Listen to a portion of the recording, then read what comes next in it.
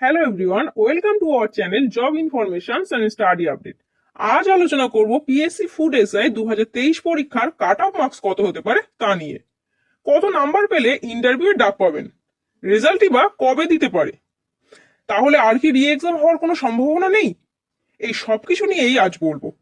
তো ভিডিওটা শুরু করার আগে সকলের কাছে একটাই অনুরোধ, এই ধরনের চাকরি সংক্রান্ত যে কোনো ধরনের অথেন্টিক আপডেট পেতে অনুগ্রহ করে আমাদের চ্যানেলটিকে সাবস্ক্রাইব করুন এবং পাশে থাকা বেল আইকনটি অবশ্যই প্রেস করুন নতুন ভিডিও নোটিফিকেশন সবার আগে পাওয়ার জন্য। তো চলুন দেখে নেওয়া যাক আজকের ভিডিও।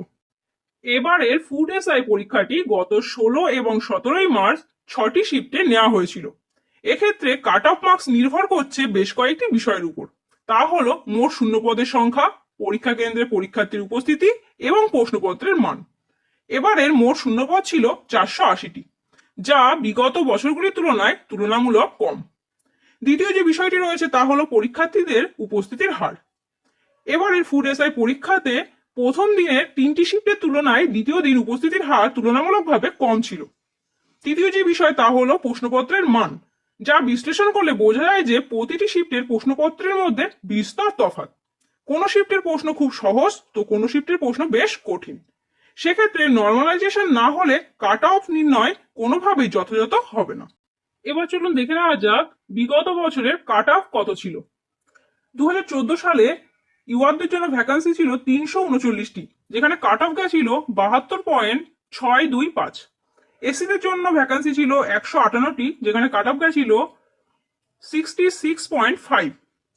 এসটিদের জন্য ভ্যাকান্সি ছিল 46টি এবং কাট অফ গেছিল 48.625।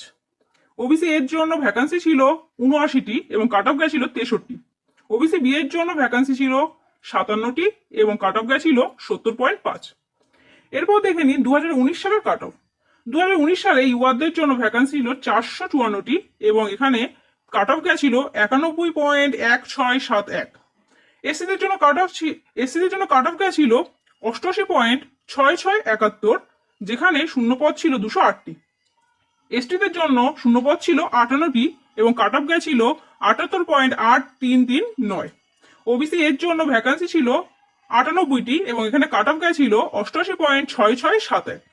এবং ওবিসি বি এর জন্য ভ্যাকান্সি ছিল 69টি এবং কাট অফ গেছিল 79.1670।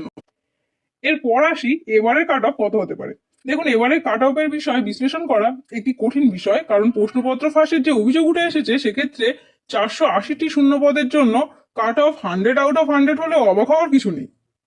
এরপর বলি রেজাল্ট কবে দিতে পারে। পিএসসি তরফ থেকে কোনো রকম সমস্যা যাতে না হয় তার জন্য রিক্রুটমেন্ট প্রসিডিওর খুব দ্রুত করা হচ্ছে, কিন্তু রেজাল্ট কবে দিতে পারে সেই বিষয়ে এখনো কোনো তথ্য দেওয়া হয়নি। রেজাল্ট কবে দিতে পারে সেই সম্পর্কে যে তথ্য সোশ্যাল মিডিয়াতে পাওয়া যাচ্ছে তা সবই কিন্তু অনুমান। সবশেষে বলি, ফুড এসআই 2023-এর এই পরীক্ষাটি বাতিল হয়ে রি এক্সাম হবে কিনা। দেখুন, এই বিষয়টি এখন সম্পূর্ণভাবে মহামান্য আদালতের উপর নির্ভর করছে। চাকরি প্রার্থীরা ফুড এসআই দুর্নীতির বিরুদ্ধে করা কেসটি এখনো কিন্তু কোনো রকম শুনানি হয়নি, তবে আশা করা যায় এই সপ্তাহে শুনানি হতে পারে এবং এই কেসের রায়ের উপরেই কিন্তু 2023-এর নিয়োগ প্রক্রিয়ার কার্যকারিতা অনেকটাই কিন্তু নির্ভর করছে।